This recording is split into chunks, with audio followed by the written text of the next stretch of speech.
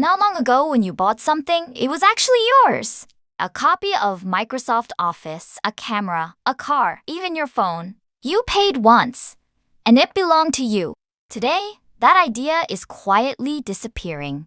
Recent industry surveys put the average person's active subscription count anywhere from around 6 to well over a dozen. That depends on how you count them. It spans streaming, music, cloud storage, software, gaming, fitness, and increasingly AI tools. Some studies actually ask people to itemize every recurring charge they have. The real number almost always comes out significantly higher than what people initially guess, sometimes more than double the estimate. Subscriptions are specifically designed to be small enough, individually, to escape notice. Some companies figured out something remarkable along the way. Selling a product once is good business. Renting it out forever is much better business. And once you start noticing this pattern, it's hard to stop seeing it everywhere. Ownership itself may be quietly disappearing. There was a time when buying something meant exactly that. You bought a CD, and you owned that specific collection of songs forever. It didn't matter what happened to the record label that made it. You bought a DVD, and it played whether or not the studio behind it still existed. You installed a boxed copy of Photoshop, and that software worked indefinitely. No monthly check-in required. Game discs worked the same way. Buy the cartridge or disc, and the game was yours. Playable years later, resellable, passed down to a younger sibling without asking anyone's permission. Even Netflix itself started this way.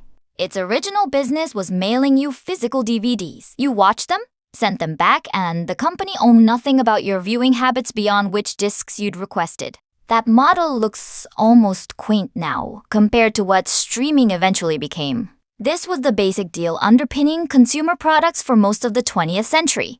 You paid a price. You received a thing. The thing was now yours, permanently.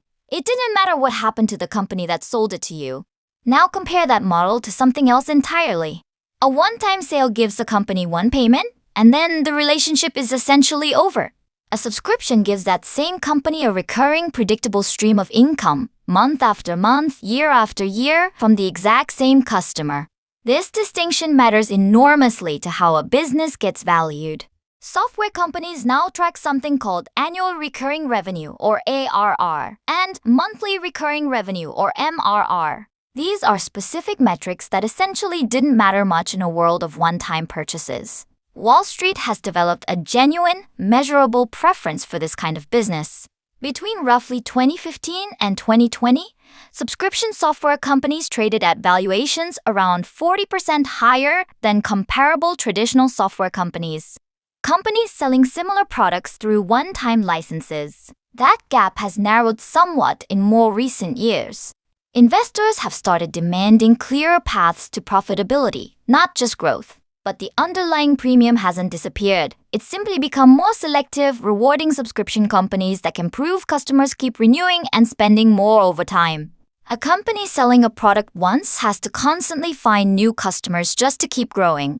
A subscription company already knows, with reasonable confidence, roughly how much revenue it will collect next month and the month after that. That's because most subscribers simply keep paying without actively deciding to each time. That predictability tends to translate directly into how investors value these companies. Predictable, recurring cash flow is simply worth more to an investor than the exact same amount of money earned unpredictably, even when the total dollar amount is identical. Here's where the subscription model started reaching into places nobody originally expected. In 2022, BMW introduced a program letting customers pay a monthly fee to activate heated seats. Seats already physically installed in their car. Hardware the customer had already paid for as part of the vehicle itself. The backlash was immediate and intense. Customers pointed out, reasonably, that the actual heating element was already sitting inside the seat. What BMW was really charging for was permission to turn it on. One widely shared comment summed up the frustration bluntly. The hardware was already paid for, in full, as part of a car that often cost tens of thousands of dollars to begin with. The criticism was sharp enough that BMW eventually reversed course on heated seats specifically. A BMW executive later publicly admitted the heated seat subscription was probably not the best feature to start with. The company kept exploring subscription models for other software-based features though. Things like advanced driver assistance systems.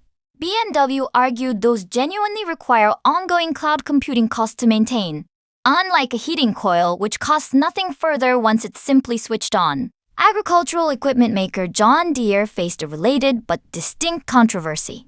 This one with even higher stakes for the people affected. For years, farmers argued they were legally and practically blocked from repairing their own tractors.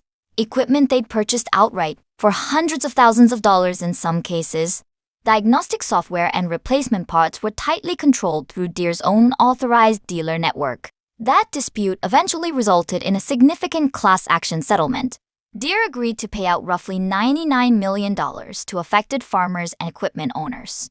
Printer manufacturers have run comparable playbooks around ink cartridges for years, deliberately pricing printers cheaply while charging steep markups on the ink required to actually use them. Coffee machine makers have built entire business models around proprietary pods, ones that only work in their specific machines. Smart TVs increasingly ship with built-in advertising and subscription upsells baked directly into the interface, sometimes even after the television itself has already been paid for in full. The common thread across all of these examples is the same. The physical object you purchased stopped being the entire product.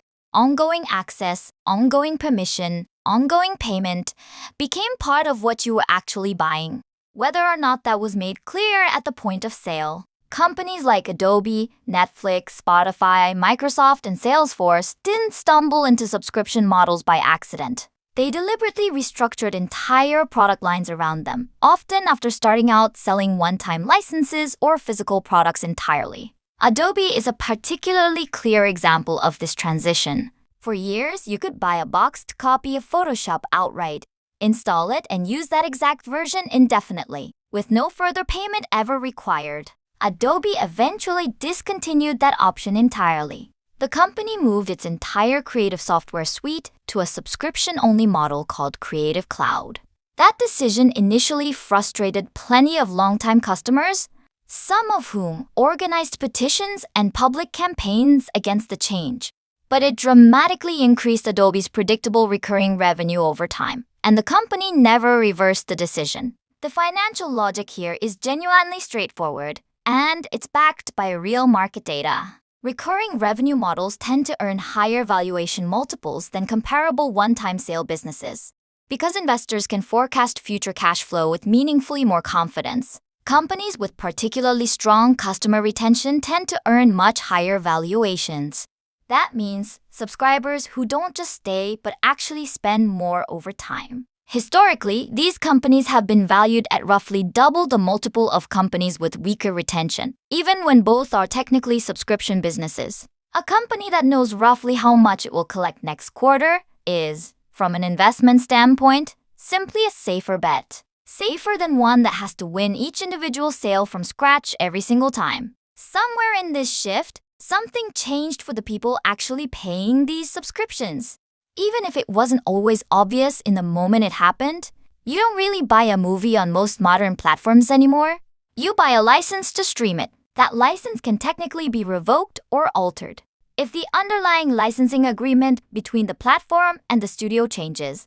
This has genuinely happened to purchase digital movies and shows in the past, occasionally removing content people believe they'd permanently bought.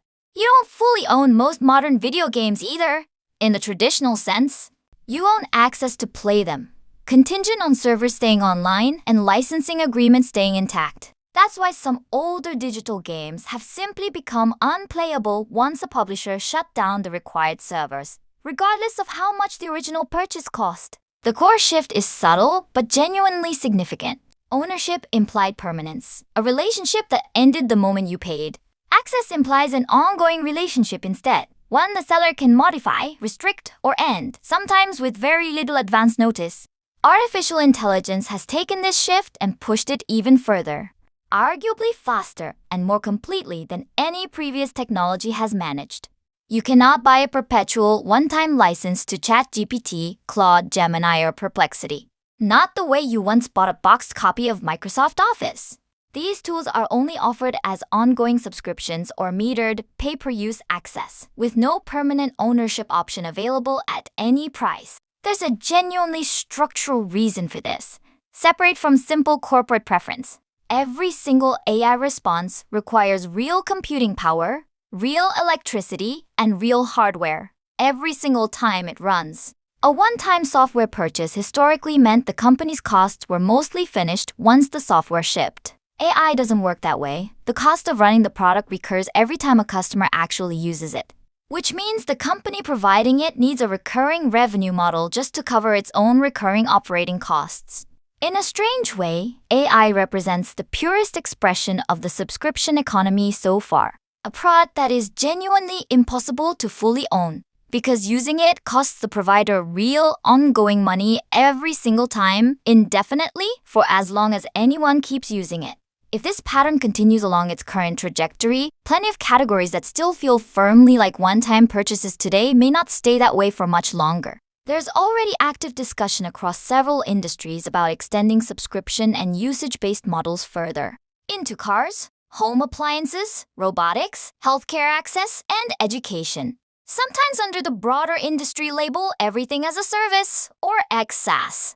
The core pitch is always similar, whichever industry is adopting it. Lower the upfront cost of ownership in exchange for an ongoing relationship and ongoing revenue that lasts far longer than any single transaction ever could on its own. Ownership was one of the defining ideas of the industrial economy. You bought something, you kept it, you repaired it, sometimes yourself, sometimes at a shop of your choosing, with no permission required from the original manufacturer.